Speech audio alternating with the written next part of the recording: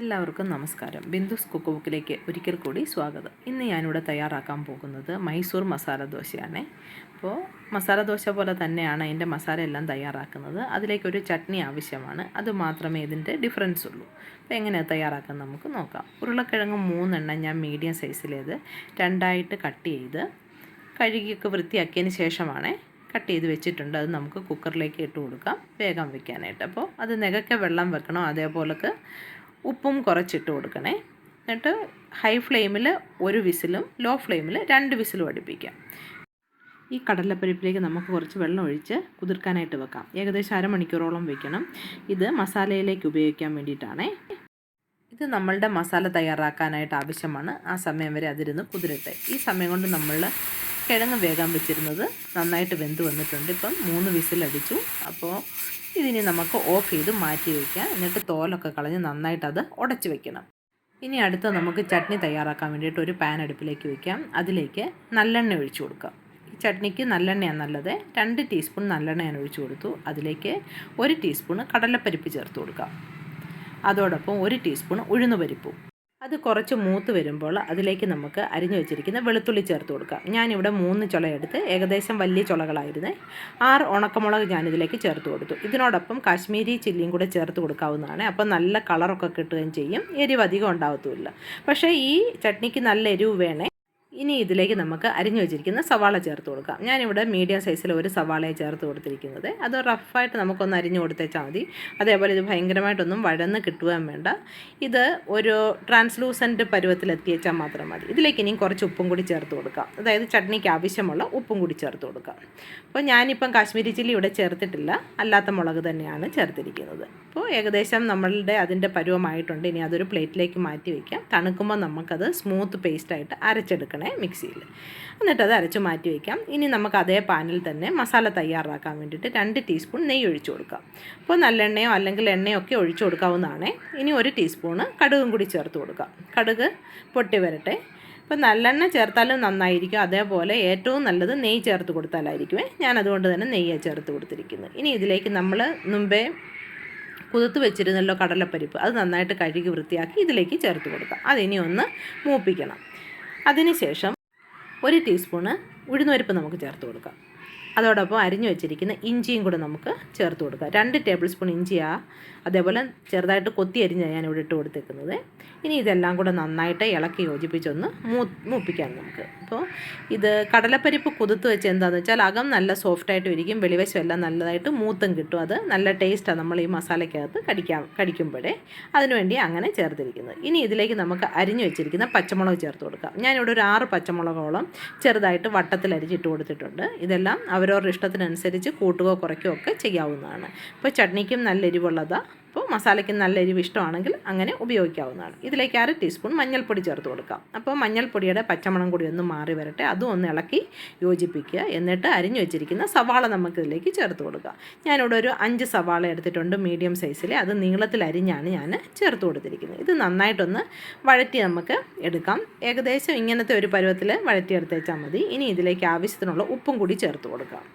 അതോടൊപ്പം നമുക്ക് കുറച്ച് വെള്ളവും കൂടി ഇതിലേക്ക് ഒഴിച്ചു കൊടുക്കാം. ഈ ഉള്ളി നന്നായിട്ട് വെന്ത് കിട്ടത്തക്ക പോലെ. ഇപ്പോൾ ഒന്ന് വഴറ്റിയിട്ടല്ലേ ഉള്ളൂ. ഏകദേശം ഒരു 75 ml ഞാൻ വെള്ളം ഒഴിച്ചു കൊടുത്തിട്ടുണ്ട്. നന്നായിട്ട് ഇത് വെന്ത് കിട്ടണം. അപ്പോഴാണ് നമ്മളുടെ മസാലയ്ക്ക് നല്ല ടേസ്റ്റ് ഉണ്ടാവത്തുള്ളൂ. ഇപ്പോൾ ഏകദേശം ഇത് തിളയൊക്കെ വന്നിട്ടുണ്ട്. ഇതിലേക്ക് കറിവേപ്പിലയും കൂടെ അരിഞ്ഞിട്ട് കൊടുക്കാം. ഞാനിവിടെ ഒരു 2 കറിവേപ്പില നല്ലതായിട്ട് ചോപ്പ് ചെയ്തിട്ട് കൊടുത്തിട്ടുണ്ട്.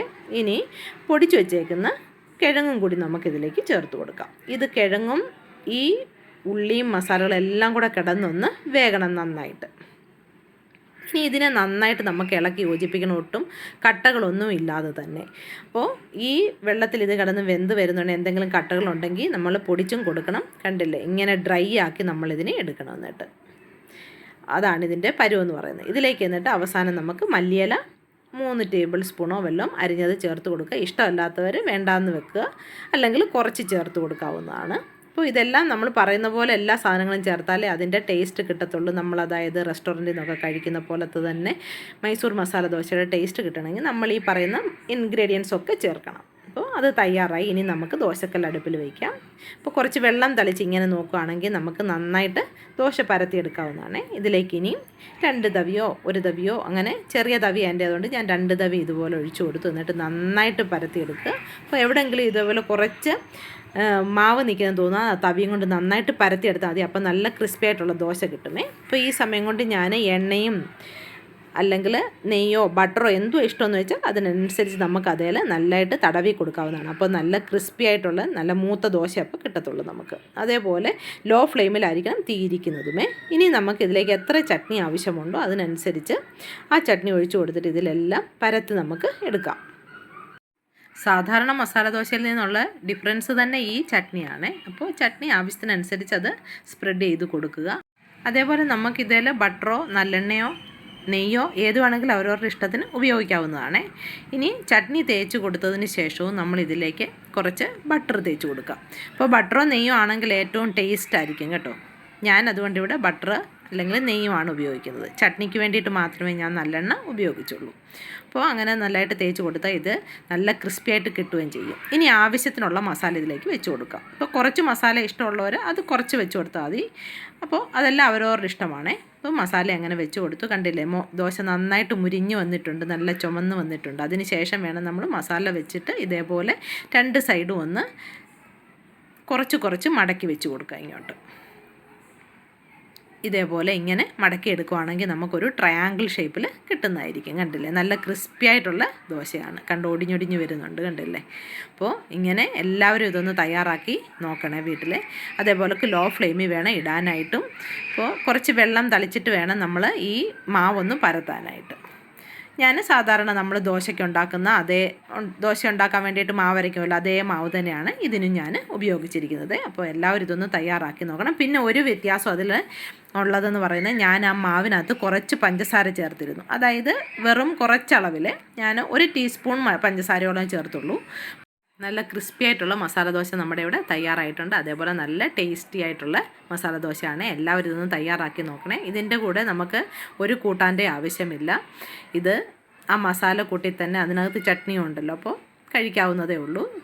തമിഴ് സാമ്പാറിൻ്റെ വീഡിയോയുടെ ലിങ്ക് ഞാൻ ഡിസ്ക്രിപ്ഷൻ ബോക്സിൽ ഇട്ടേക്കാം. ഞാൻ നേരത്തെ വീഡിയോ ചെയ്തിട്ടുണ്ട്. അപ്പോൾ എല്ലാവരും അതൊന്ന് ട്രൈ ചെയ്ത് നോക്കണേ. അപ്പോൾ എല്ലാവരും ഇതൊന്ന് ട്രൈ ചെയ്തിട്ട് കമൻ്റ് അറിയിക്കണം. സബ്സ്ക്രൈബ് ചെയ്യാത്തവരൊക്കെ ഒന്ന് സബ്സ്ക്രൈബും ചെയ്യണേ. ലൈക്ക് ചെയ്യാനും ഷെയർ ചെയ്യാനായിട്ട് ആരും മറന്നു പോകരുത്. വീട്ടിലിതൊന്ന് ട്രൈ ചെയ്ത് നോക്കിയിട്ട് കമൻറ്റും ഒന്ന് അറിയിക്കണേ. അപ്പോൾ അടുത്ത നല്ലൊരു റെസിപ്പിയുമായിട്ട് കാണുന്നിടം വരെ എല്ലാവർക്കും നന്ദി, നമസ്കാരം.